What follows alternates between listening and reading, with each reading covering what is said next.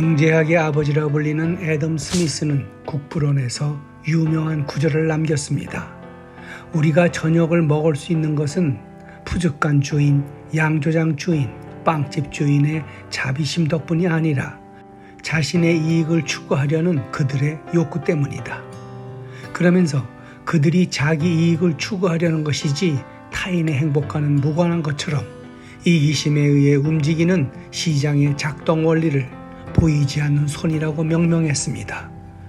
240여 년 후 스웨덴의 저널리스트 가트리네 마르살은 그의 저서 잠깐 애덤 스미스 씨 저녁은 누가 차려줬어요? 에서 잊은 게 한 가지 있다며 애덤 스미스가 경제학의 기본적인 문제에 대한 답을 절반밖에 찾지 못한 것이라고 일침을 날렸습니다. 그 나머지 절반의 답이란 푸주간, 양조장, 빵집 주인을 일터에 내보내기 위한 여성들의 노동을 말합니다.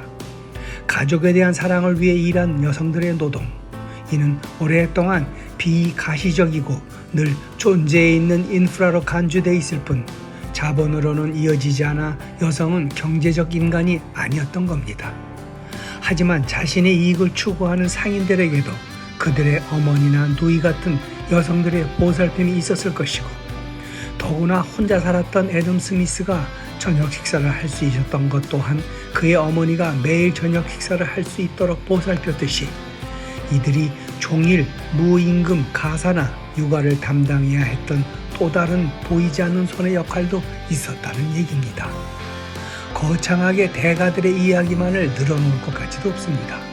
수년 전 한국 사회에서 신드롬을 일으킨 영화 82년생 김지영의 주인공처럼 가부장적 문화 속 갑들의 그늘 속에서 살아가는 현실의 수많은 여성들의 모습, 특히 명절 때가 되면 제사 준비에 동참의 자격도 주어지지 않은 채 쉴 틈 없이 온갖 일을 떠맡는 우리네 며느리들의 모습이 바로 그러합니다. 그래서 결국 골만 터지려는 걸까요? 제사는 결국 서로 간에 여러 가지 이유로 갈등이 생기고 가족 불화의 원인으로까지 자기매김하는 분위기로 말미암아 점차 그 전통이 사라지고 있다고 합니다. 성인 절반 이상이 제사를 지내지 않겠다는 설문조사도 나오다 보니 이를 의식해서인지 성균관 의례정립위원회는 지난 2일 제사 음식의 간소화와 함께 고인을 추모하는 가족 모두가 함께 준비하는 것이 좋다며 몇 가지 수정사항의 권고도 내놓았습니다. 허나 그렇다고 이것만으로 문제가 해결될지는 모르겠습니다.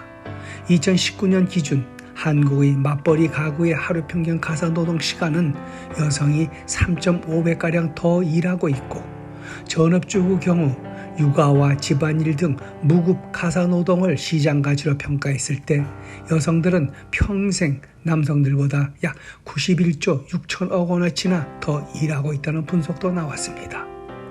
남성이 31세에서 41세 사이에 흑자를 내는 데 반해 여성은 25세에서 84세 사이에 흑자를 내는 것으로 볼 때 여성은 평생 가사노동을 하다가 84세나 돼서야 퇴직한다는 겁니다.